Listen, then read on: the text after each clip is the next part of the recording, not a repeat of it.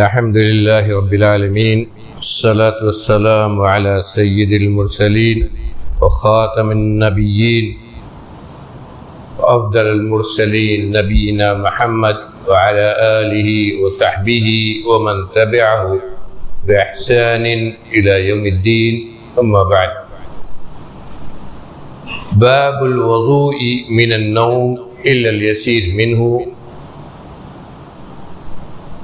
معزز حاضرین، گزشتہ درس میں ہم نے نواقض وضو کی شروعات کی تھی، وہ چیزیں جن سے وضو ٹوٹتا ہے، وضو کیسے کیا جاتا ہے، اس کے کیا آداب ہیں، اس کا کیا طریقہ ہے، اس کی کیا سنتیں، یہ سب گزر چکا ہے. ہم نے گزشتہ درس میں شروع کیا تھا ان چیزوں کا بیان جن سے وضو ٹوٹ جاتا ہے. وہ بڑی چیزیں پچھلے درس میں گزری. آج کے درس میں جو احادیث پڑھی جائیں گی اور شرح کی جائے گی ان کا تعلق ہے کہ آیا نیند سے بھی وضو ٹوٹتا ہے. باب الوضوء من النوم الا اليسير منه. سونے سے وضو باقی رہتا ہے یا نہیں، اور اگر تھوڑی سی نیند ہو، ہلکی نیند ہو تب. عن صفوان بن عسال رضی اللہ عنہ قال كان رسول الله صلی اللہ علیہ وسلم يأمرنا اذا كنا في سفر الا ننزع خفافنا 3 ايام ولياليهن الا من جنابة لكن من غائط وبول ونوم. رواه احمد والنسائی والترمذی وصححه وهذا حدیث حسن. اصل میں نیند ناقض وضو ہے یعنی نیند سے وضو ٹوٹتا ہے یا نہیں، اس سلسلے میں 2 طرح کی حدیثیں ہیں، اور اس مسئلے میں اتنا زیادہ اختلاف ہے کہ علامہ شوکانی نے اور ان سے پہلے امام نووی اور دوسرے لوگوں نے اسلاف سے، ائمہ سے 8 قول نقل کیا ہے. 1 2 نہیں، 8 قول نقل کیا ہے کہ آیا اس سے وضو ٹوٹتا ہے یا نہیں ٹوٹتا ہے. اس لیے کہ احادیث اس سلسلے میں مختلف ہیں، ان سے استدلال الگ الگ طریقے سے کیا گیا ہے. پہلے ہم ان تمام احادیث کو پڑھ کر اس کا ترجمہ کرتے ہیں، پھر تشریح کریں گے. پہلی حدیث حضرت صفوان بن عسال رضی اللہ عنہ سے روایت ہے، کہتے ہیں کہ ہم جب نبی کریم صلی اللہ علیہ وسلم کے ساتھ سفر میں ہوتے تھے تو آپ ہمیں حکم دیتے تھے کہ ہم 3 دنوں تک 3 دن اور 3 راتوں تک ہم اپنا موزہ نہ اتاریں، خف نہ اتاریں. خف پہنتے تو اس زمانے میں چمڑے کا جو ہوتا ہے، تو کہا کہ ہم اپنا خف نہ اتاریں بلکہ اس پر مسح کریں. کتنا دن؟ 3 دن اور 3 راتیں. یہ مسئلہ پہلے گزر چکا ہے. ہاں، اگر کسی کو جنابت ہو جائے، یعنی اگر جنابت ہو گیا، جنبی ہو گیا، تو اسے موزہ اتارنا ہے، اس لیے کہ وہ پورا غسل کرے گا، غسل جنابت. تو کہا الا من جنابت، مگر کسی کو جنابت ہو جائے تو اس کے لیے اتارنا ہے. ولکن من غائط وبول ونوم. لیکن اگر کسی آدمی کو پیشاب پاخانہ ہو، کوئی قضاء حاجت کرے یا سوئے، تو اس کے لیے اتارنا نہیں بلکہ اسی موزے پر مسح کرنا ہے. دیکھیے یہاں اصل میں 2 باتیں نبی کریم صلی اللہ علیہ وسلم. وہ خوب پر موزے پر مسح کا جو مسئلہ ہے وہ پہلے گزر چکا، اس کو ہم یہاں نہیں ذکر کریں گے، لیکن اسی کے ضمن میں آپ نے 2 باتیں کہی ہیں اور دونوں کا تعلق وضو کے ٹوٹنے سے ہے. ایک کے بارے میں یہ کہا کہ موزہ اتارنا پڑے گا، دوسرے میں یہ کہا کہ موزہ نہیں اتارنا ہوگا. یعنی اگر آدمی جنبی ہو جائے تو اسے جنابت کی حالت میں غسل جنابت کرنا ہے. غسل جنابت جب کرنا ہے تو پورے بدن کو دھونا ہے، اس لیے موزے کو اتارنا ہے. غسل جنابت کے بعد آدمی باوضو ہو کر پھر موزہ پہنے تو اب اس پر وہ مسح کر سکتا ہے. لیکن اگر آدمی نے قضاء حاجت کی، پیشاب یا پاخانہ ہوا، یا تیسری چیز آپ نے اس حدیث فرمائی ہے نیند، تو اس حالت میں وضو ٹوٹا، لہذا وہ وضو کرے گا. جب وضو کرے گا تو اسے خف نہیں اتارنا ہے بلکہ اس پر وہ مسح کر سکتا ہے. اس سے چونکہ پیشاب پاخانہ سے وضو کا ٹوٹنا یہ متفق علیہ ہے، پہلے گزر چکا ہے، اس میں کسی کا اختلاف نہیں ہے، یہ مسلم ہے. لیکن اسی کے ساتھ ساتھ آپ نے نیند کو جوڑ دیا. اسی لیے علماء نے یہ استدلال کیا ہے کہ جس طرح وہ دونوں ناقض وضو ہے اس سے وضو ٹوٹتا ہے، اسی طرح نیند سے بھی وضو ٹوٹتا ہے. اسی لیے دونوں کو، ان تینوں چیزوں کو ایک ساتھ یہاں ذکر کیا ہے کہ یہ تین چیز جب ہوگی تو گویا وضو ٹوٹ گیا. اب آدمی وضو جب کرے گا تو اپنے خف پر، اپنے موزے پر مسح کرے گا. ایک حدیث تو یہ ہے.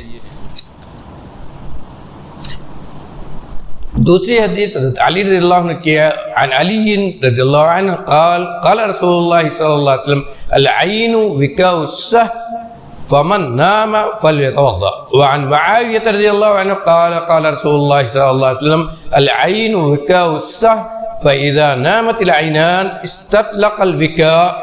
رواه احمد و ابو داود والدارقطنی. دو حدیثیں ہم نے پڑھی، دونوں معنوی اعتبار سے ایک دوسرے کی تائید، ایک دوسرے کی شرح کرتی ہے، لیکن پہلی حدیث صحیح ہے، دوسری حدیث ضعیف ہے.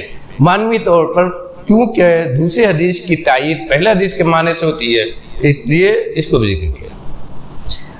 یہ اصولی چیز ہے. حدیث ضعیف ہونے کی بھی مراتب ہیں، اور ان ضعیف حدیثوں میں بھی کچھ حدیثیں قبول اس بنیاد پر کی جاتی ہیں کہ اس کی تائید کسی صحیح حدیث سے، اس کے معنی کی تائید کسی دوسرے صحیح حدیث سے ہو جائے.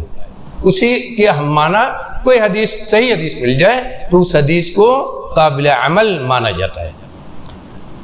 کہتے ہیں حضرت علی رضی اللہ عنہ سے روایت ہے، کہتے ہیں رسول اللہ صلی اللہ علیہ وسلم فرمایا کہ آنکھ یہ سرین کا ڈھکن ہے جس پر ہم بیٹھتے ہیں. پاخانے کا جو راستہ ہے جس کو اردو میں ہم سرین کہتے ہیں، کہا اس کا ڈھکن ہے. کیا چیز؟ آنکھ. کیوں؟ اس لیے کہ آنکھ کھلی ہوتی ہے، جاگتا رہتا ہے آدمی، تو کیا اس کے اندر سے نکلا، کیا ہوا، اس کو پورا معلوم ہے. وہ ایک طرح سے وہ ڈھکا رہتا ہے، جو کچھ بھی حالات اس پر ہوں گے آدمی کو معلوم رہے گا. فمن نام فلیتوضا. اب فرمایا کہ تو جو آدمی سو جائے وہ وضو کرے. اس حدیث کی شرح اس حدیث اگلی حدیث سے ہوتی ہے. آپ نے فرمایا کہ آنکھ سرین کا ڈھکن ہے، جب دونوں آنکھیں سو جاتی ہیں یہ ڈھکن کھل جاتا ہے. اب اگلا جو جملہ ہے کہ جو سوئے وہ وضو کرے، اس کی تشریح ہو جاتی ہے. یعنی جب آدمی سویا تو یہ ڈھکن کھل گیا. اب یہاں سے کیا نکلا یہ آدمی کو معلوم نہیں. اب یہاں سے کیا نکلا یہ آدمی کو معلوم نہیں، اس لیے کہ وہ اپنے ہوش میں ہے ہی نہیں. اسی لیے کہا کہ جب دونوں آنکھیں سو جاتی ہیں تو ڈھکن کھل جاتا ہے، یعنی اس سے کیا نکلتا ہے یہ آدمی کو معلوم نہیں. جب معلوم نہیں، ہو سکتا ہے کہ ہوا خارج ہو گئی، تو اب کیا ہوگا؟ تو وضو ٹوٹ گیا. لہذا جو آدمی سوئے وہ وضو کرے. اس سے صاف یہ ہوا کہ سونے سے وضو واجب ہوگا. دونوں میں عام بات کہی ہے کہ جو سوئے وہ وضو کرے. نیند اس سے وضو ہے، ایک عام سی حدیث ہے.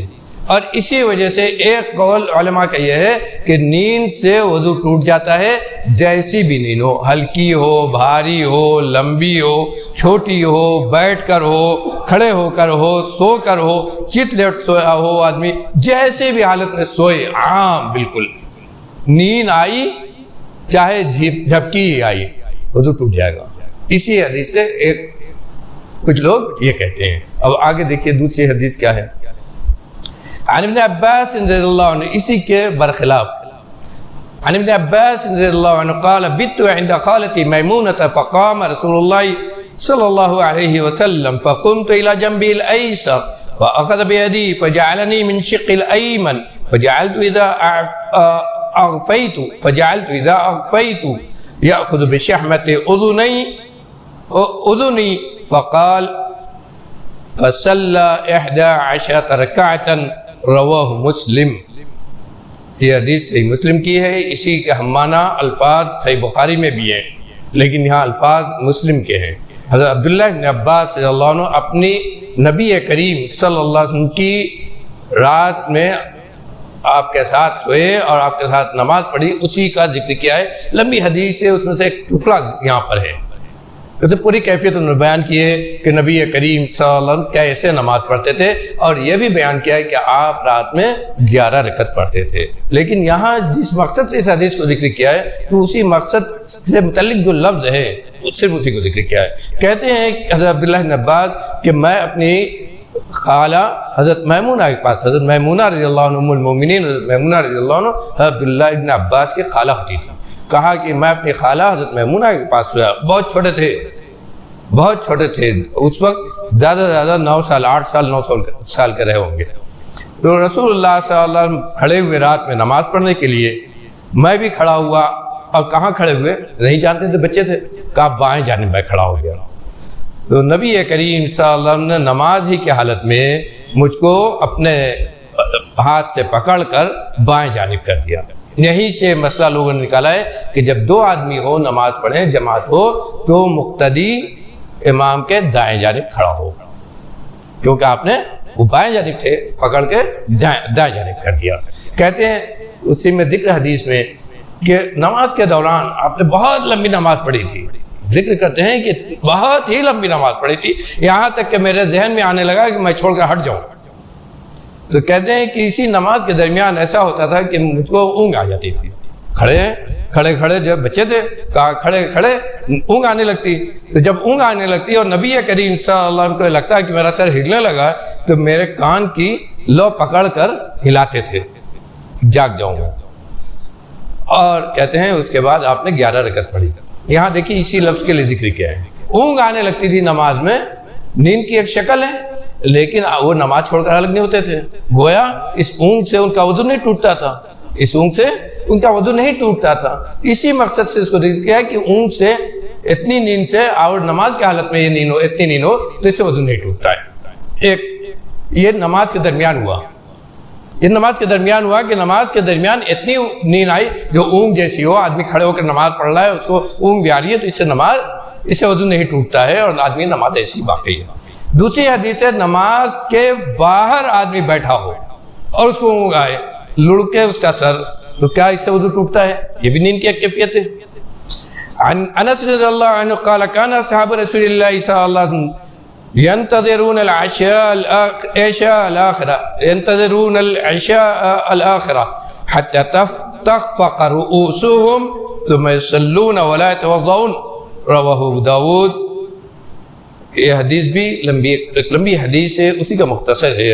نبی کریم صلی اللہ علیہ وسلم کی عادت مبارکہ تھی کہ آپ عشاء کی نماز ذرا تاخیر سے پڑھتے تھے۔ میرے بھائیو، عشاء کی نماز کو کچھ مؤخر کر کے پڑھنا یہ افضل ہے، سب اس پر متفق ہے، لیکن چونکہ جماعت سے نماز ہوتی ہے اسی لیے کہا جاتا ہے کہ نمازیوں کے احوال کو بھی دیکھنا چاہیے، اتنا بھی تاخیر نہ ہو کہ لوگ پریشان ہوں، لیکن بہرحال اور نمازوں کے مقابلے میں دیکھیے ظہر، عصر، مغرب یہ سب اول وقت پڑھنا افضل ہے، اسی طرح فجر بھی، لیکن عشاء یہ تھوڑا مؤخر کر کے پڑھنا افضل ہے، اس لیے کہ رات کی نماز ہے۔ اور نبی کریم صلی اللہ علیہ وسلم کبھی کبھی اتنا مؤخر کرتے تھے کہ لگتا تھا آدھی رات آ جائے گی، اور اسی طرح کا یہ واقعہ ہے۔ آپ کہتے ہیں حضرت انس رضی اللہ عنہ کی ایک رات آپ نے نماز مؤخر کی، دیر میں نکلے اور اتنی دیر ہو گئی کہ صحابہ کرام بیٹھے بیٹھے اونگ آنے لگی ان کو، کہا کہ عشاء کی کا انتظار کرتے رہے کہ آپ نکلیں عشاء کی نماز پڑھائیں، اور آپ نے تاخیر کی یہاں تک کہ ان کے سر نیند سے ہلنے لگے، اونگ آگنے لگی، لوگ لڑکنے لگے بیٹھے بیٹھے نیند میں۔ لیکن جب آپ نکلے اور آپ نے نماز پڑھائی تو ان میں سے جتنے لوگ اونگ سے لڑک رہے تھے کسی نے وضو نہیں کیا، سب نے ایسے ہی نماز پڑھی۔ لیکن یہی اصل مسئلہ اس نیند سے متعلق ہے، یہی ہے، نماز سے پہلے بیٹھے ہوئے تھے، سب کو اونگ آنے لگی، سر لڑکنے لگے، اتنا ہوا، لیکن جب آپ نے نماز پڑھائی تو کسی نے وضو نہیں کیا، سب کھڑے ہو کر سب نے آپ کے ساتھ ایسے ہی نماز پڑھ لی۔ یہاں سے علماء نے یہ مسئلہ نکالا کہ آدمی اگر بیٹھا ہو، بیٹھے بیٹھے اس کو اونگ آنے لگے یا نیند اس کو کہیں تو اس کا وضو نہیں ٹوٹتا ہے۔ نماز کی حالت میں کھڑا ہو اس حالت میں اس کو اونگ آنے لگے تو اس سے وضو نہیں ٹوٹتا ہے۔ اس مسئلے کو لے کر ایک قول یہ ہوا کہ ہلکی نماز اور بھاری، اب ہلکی نیند اور بھاری نیند، لمبی نیند اور چھوٹی نیند، اس کے اندر فرق کیا جائے۔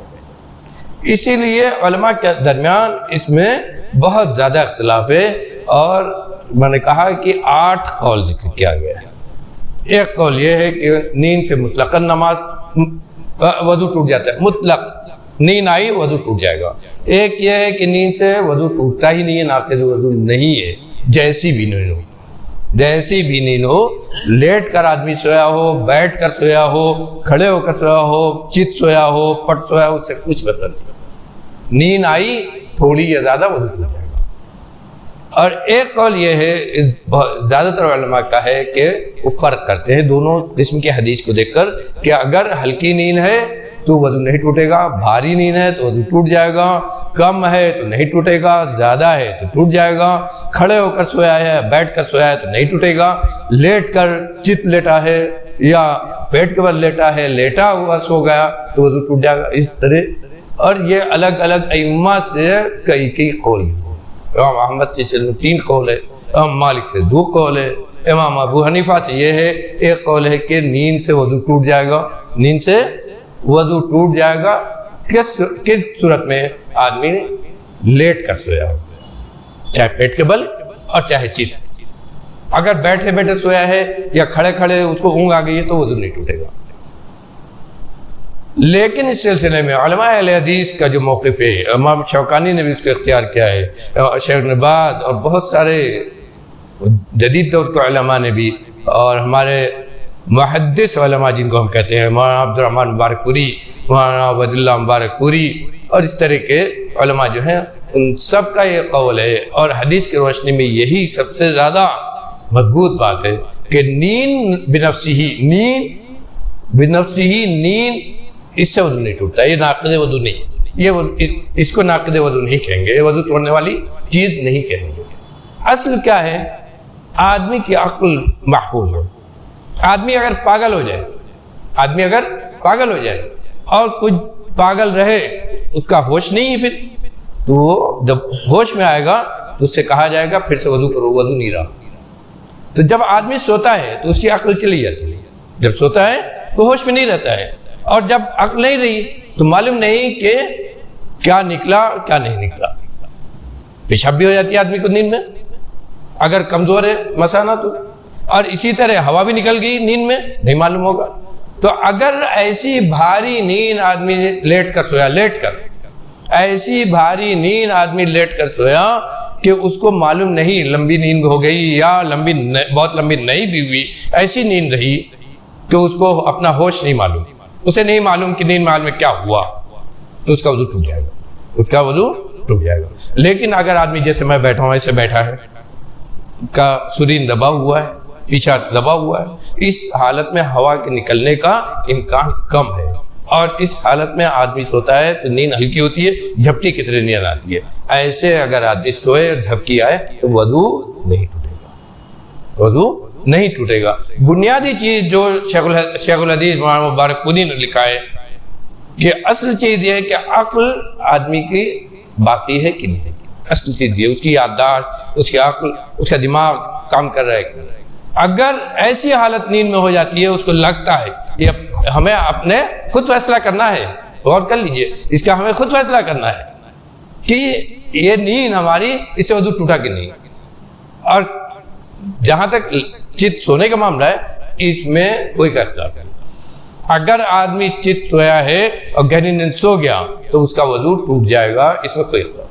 لیکن اور کوئی کیفیت ہے، جیسے بیٹھنے کی کیفیت میں سو رہا ہے، یا اور کوئی کیفیت ہے اور آدمی لگ رہا ہے بیٹھ کر بھی سویا، تو ایسا سویا کہ ایک دم غائب ہو گیا، اس کو کچھ نہیں معلوم، تو اس صورت میں بھی کہا جائے گا کہ دوبارہ وضو کرے۔ یہ احتیاط یہی ہے کہ دوبارہ وضو کرے، معلوم نہیں ہو سکتا ہے ہوا نکل گئی۔ تو بنیادی چیز یہ ہے اس سلسلے میں کہ ہوا نکلی ہے کہ نہیں، ہوا خارج ہوئی کہ نہیں، جس سے وضو ٹوٹتا ہے۔ اگر یہ لگے کہ واقعی ہوا خارج ہوگی نہیں معلوم ہو سکا، تو احتیاط یہی ہے کہ آدمی وضو کرے، اس لیے کہ شریعت نے اس کی اجازت دی ہے، یہ یاد رکھنا چاہیے، شریعت نے اس کی اجازت دی ہے کہ اگر آپ کا پیٹ وغیرہ صحیح ہے اور ہوا نہیں خارج ہوتی ہے تو ایک وضو سے 2 وقت کی نماز، 3 وقت کی نماز بھی اگر آپ کا وضو باقی ہے تو آپ پڑھ سکتے ہو، اس سے منع نہیں۔ ہر نماز کے لیے الگ سے وضو کرنا، یہ شریعت نے اس کو لازم نہیں کیا ہے۔ لہذا اگر آدمی کا یاد ہے، محفوظ ہے، اس کو مضبوطی کے ساتھ سمجھ رہا ہے، یقین کے ساتھ کہ ہمارا وضو باقی ہے، تو اگلی نماز کے لیے وضو کرنا ضروری نہیں ہے۔ لیکن بہت سی معاملات ایسے ہیں جس میں احتیاط بھی ضروری ہے تاکہ باوضو آدمی نماز پڑھے۔ اللہ تعالیٰ میں کہنے سننے سے زیادہ عمل کرنے کی توفیق دے، نبی کریم صلی اللہ علیہ وسلم پر چلنے کی توفیق عطا فرمائے۔